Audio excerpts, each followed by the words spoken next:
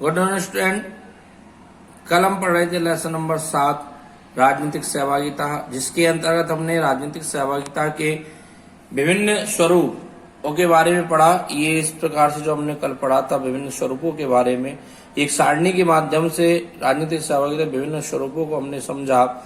और आज हम बात करेंगे राजनीतिक सहभागिता के प्रमुख साधनों पर, अभिकरणों के बारे में, अर्थात कौन कौन से माध्यमों से राजनीतिक सहभागिता बढ़ती है और देखी जा सकती है।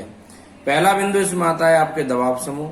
दबाव समूह की अगर हम बात करें तो ये वह समूह होते हैं, वो वर्ग होते हैं जो सरकार के ऊपर बाहरी रूप से अपना दबाव डालते हैं, अपने कार्य करवाने के लिए प्रेशर डालते हैं। अर्थात सरकार के सामने कोई मांग रखते हैं, मांग रखने के साथ साथ वह आंदोलन करते हैं, आंदोलनों का सहारा लेते हैं, लोगों को एकजुट करते हैं, लोगों को एकत्रित करते हैं और उनके माध्यम से सरकार के ऊपर दबाव डाल के अपनी मांगों को पूरा करवाने का प्रयास करते हैं। दूसरा है आरंभक प्रस्ताव तैयार करना। अर्थात प्रस्ताव तैयार करने का अर्थ होता है कि यहाँ जो आप देख रहे हैं प्रतिनिधि लोकतंत्र के अंतर्गत यह व्यवस्था वह प्रथा, इस स्वयं मतदाता किसी कानून या संविधान संशोधन का प्रारूप तैयार करके उसे विधानमंडल के पास विचार और मतदान के लिए भेज सकते हैं। अर्थात जो आम नागरिक होता है वो खुद किसी प्रकार के संशोधन को करने के लिए सरकार के पास अपने विचार भेज सकता है, किसी भी कानून को संशोधित करने के लिए अपने विचार भेज सकता है। तो ये प्रस्ताव तैयार करने की प्रक्रिया होती है जो मुख्य रूप से स्विट्जरलैंड में प्रचलित है। अर्थात वहां के नागरिकों को इतनी छूट दी गई है कि वहां के नागरिक जो है वो विधेयक पेश करने की छूट रखते हैं, उनके संशोधन करने की छूट रखते हैं। इस प्रकार से ये राजनीतिक सहभागिता में अपना सहयोग प्रदान करते हैं। तीसरा है प्रत्यावान प्रतिनिधि वापस बुलाना। अर्थात संसदीय लोकतंत्र के अंतर्गत ये प्रथा, ये व्यवस्था जो होती है, इसमें व्यक्ति क्या करता है कि जिस व्यक्ति को सरकार के प्रतिनिधि के रूप में मतदान के द्वारा उसने चुना था, अब वह व्यक्ति अपने दायित्वों का निर्वहन ठीक प्रकार से नहीं कर पा रहा है, तो दायित्वों का जब निर्वहन नहीं होगा तो नागरिक संतुष्ट नहीं होगा। तब ऐसी स्थिति में वह नागरिक उस प्रतिनिधि को वापस बुला सकता है।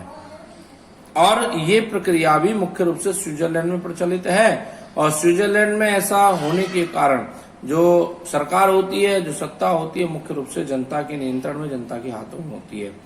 अगला बिंदु आता है आपके जन सुनवाई। जन सुनवाई की अगर हम बात करें तो इसके अंतर्गत यह प्रक्रिया आती है कि सरकार जो है वो अलग अलग क्षेत्रों में जाकर और लोगों की समस्याओं को सुनती है। आपने पिछली सरकार का एक अभियान सुना होगा, जब भारतीय जनता पार्टी की सरकार चल रही थी उस समय आपने एक अभियान सुना होगा, सरकार आपके शहर या सरकार आपके गांव। तो ये जो प्रक्रिया है ये जन सुनवाई के अंतर्गत, इसमें क्या होता था कि सरकार के प्रतिनिधि गांव जाकर, शहर शहर जाकर और लोगों की समस्याओं को सुनते थे और उन समस्याओं को सुनने के बाद उनका निराकरण वहीं करने का प्रयास करते थे। तो ये जन सुनवाई कहलाती है। अर्थात जनता की जो सुनवाई की जाती है वो जन सुनवाई कहलाती है।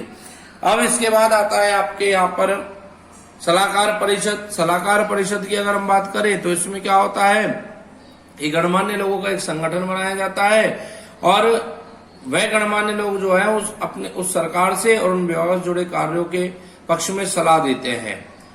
और ऐसी सलाह देने पर जनता को अपनी आवश्यकताओं की पूर्ति करने का मौका मिलता है। तो ये इस प्रकार से जनता अपने लोगों में से ही एक गणमान्य लोगों का समूह चुनकर एक संगठन बना देती है और राजनीति में अपना सहभागिता निभाती है। इसके बाद एक परिप्रेक्ष्य, किसी प्रश्न पर निर्णय हेतु मतदान।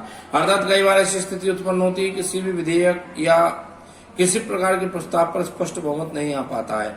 अब उस स्पष्ट बहुमत को प्राप्त करने के लिए क्या किया जाता है कि मतदान करवाया जाता है उस प्रश्न पर, उस प्रस्ताव पर। जिस प्रस्ताव पर अधिक मतदान होता है उसी आधार पर निर्णय ले लिए जाते हैं। सविनय अवज्ञा क्या है, जानबूझकर किसी प्रकार के अन्यायपूर्ण कानूनों का विरोध करना, उनके प्रति आंदोलन करना, उनको तोड़ना, ये सविनय अवज्ञा है। राजनीतिक हिंसा की बात करें, राजनीतिक हिंसा में विरोध प्रदर्शन, उग्र बमबारी, हत्या, उपद्रव आदि कई ऐसे कार्य आते हैं जो राजनीतिक प्रतिहिंसा का द्योतक कहलाते हैं। इस प्रकार से एक कई बिंदुओं के माध्यम से यहाँ पर हम देख सकते हैं कि राजनीतिक सहभागिता को पूरा किया जाता है। और ये राजनीतिक सहभागिता जो है वो ही राजनीति को आगे बढ़ाने का प्रयास करती है। सरकार के साथ साथ आम नागरिकों का भी ये दायित्व होता है कि वह इन दायित्वों की पूर्ति करने के लिए सरकार का सहयोग प्रदान करे। तो इस प्रकार से आपने लेसन नंबर 4 के राजनीतिक सहभागिता के प्रमुख अभिकरणों के बारे में पढ़ा। इनको आप घर पे पढ़ें, इनका प्रयास करें समझने का। किसी प्रकार समस्या आती है तो उसके लिए आप हमसे संपर्क करें। तब तक के लिए okay, thanks for the day.